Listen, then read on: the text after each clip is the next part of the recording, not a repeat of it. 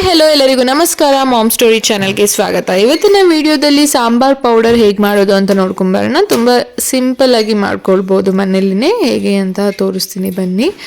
ಮೊದಲಿಗೆ ನಾನಿಲ್ಲಿ ಧನಿಯಾ ತಗೊಳ್ತಿದ್ದೀನಿ. ಧನಿಯಾ ಒಂದು 2 ಕಪ್ ಅಷ್ಟು ತಗೊಂಡಿದ್ದೀನಿ. ನೆಕ್ಸ್ಟ್ ಇದಕ್ಕೆ ಕರಿಬೇವು, ಒಣಗಿಸಿರುವಂತಹ ಕರಿಬೇವನ್ನ ತಗೊಳ್ತಿದ್ದೀನಿ 1 ಎಡಿಯಷ್ಟು. ಸೊ ಇದನ್ನ ಸಣ್ಣ ಉರಿಯಲ್ಲಿ ಇಟ್ಕೊಂಡು ಕೆಂಪಗಾಗೋವರೆಗೂ ಹುರ್ಕೊಳ್ಳಿ. ಒಂದು 5ರಿಂದ 6 ನಿಮಿಷ ತಗೊಳುತ್ತೆ ಕಮ್ಮಿ ಉರಿಯಲ್ಲಿ.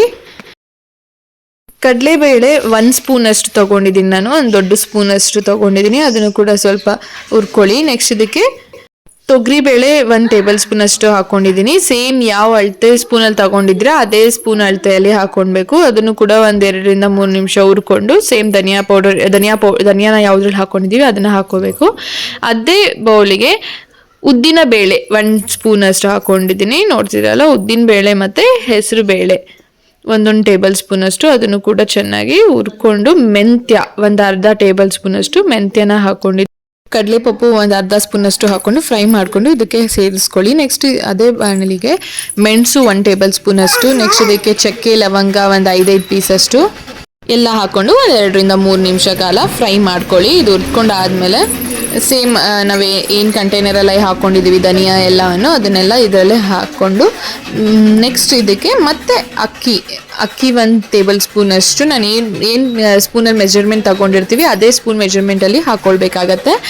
ಸೊ ನಾನು ದೊಡ್ಡ ಸ್ಪೂನ್ ತೊಗೊಂಡಿದ್ದೆ, ಅದರಿಂದ ಮೆಜರ್ಮೆಂಟ್ ಹಾಕಿದ್ದೀನಿ. ಮತ್ತು ಇದಕ್ಕೆ ಅರಿಶಿನ ಕೊಂಬು ಅಂತಾರಲ್ಲ, ಒಂದು ಅರ್ಧ ಅರಿಶಿನ ಕೊಂಬುನ ಹಾಕೊಂಡು ಹುರ್ಕೊಂಡು ಅದೇ ಬಾಣಲಿಗೆ ಕಂಟೈನರ್ಗೆ ಸೇರಿಸ್ಕೊಳ್ಳಿ. ನೆಕ್ಸ್ಟ್ ಬೇ ಲೀಫ್ ಕೂಡ ಸ್ವಲ್ಪ ಬಿಸಿ ಮಾಡಿದ್ರೆ ಸಾಕು, ಅದನ್ನು ಕೂಡ ಬಿಸಿ ಮಾಡಿ ಹಾಕ್ಕೊಳ್ತಿದ್ದೀನಿ.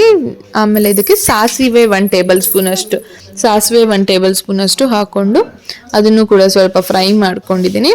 ನೆಕ್ಸ್ಟ್ ಇದಕ್ಕೆ ಜೀರಿಗೆ 1-2 ಟೇಬಲ್ ಸ್ಪೂನ್ ಅಷ್ಟು ಜೀರಿಗೆ ತಗೊಂಡಿದ್ದೀನಿ ನಾನು. ವಾಸನೆ ಆಗಿರಲಿ, ಟೇಸ್ಟ್ ಆಗಿರಲಿ ತುಂಬ ಚೆನ್ನಾಗಿ ಬರುತ್ತೆ ಜೀರಿಗೆ ಜಾಸ್ತಿ ಹಾಕೊಂಡ್ರಿಂದ.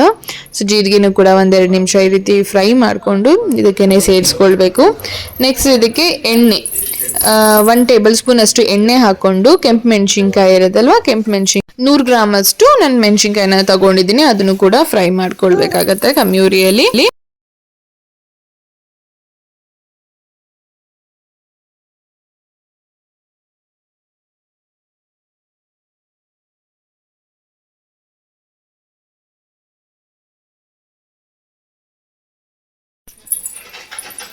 ಕಮ್ಮಿ ಉರಿಯಲ್ಲಿ ಇಟ್ಕೊಂಡು ಫ್ರೈ ಮಾಡ್ಕೊಳ್ಬೇಕಾಗತ್ತೆ. ನೆಕ್ಸ್ಟ್ ಇದು ಫ್ರೈ ಆದಮೇಲೆ ಎಲ್ಲನೂ ಮಿಕ್ಸಿಯಲ್ಲಿ ಹಾಕ್ಕೊಂಡು ತಣ್ಣಗಾದ್ಮೇಲೆ ಮಿಕ್ಸಿ ಮಾಡ್ಕೊಳ್ಬೇಕಾಗತ್ತೆ. ನೋಡ್ತಿದ್ದೀರಲ್ವ, ಸಣ್ಣದಾಗಿ ಗ್ರೈಂಡ್ ಮಾಡ್ಕೊಳ್ಳಿ. ಅದನ್ನು ಒಂದು ಜಲ್ಡಿಯಲ್ಲಿ ಈ ರೀತಿ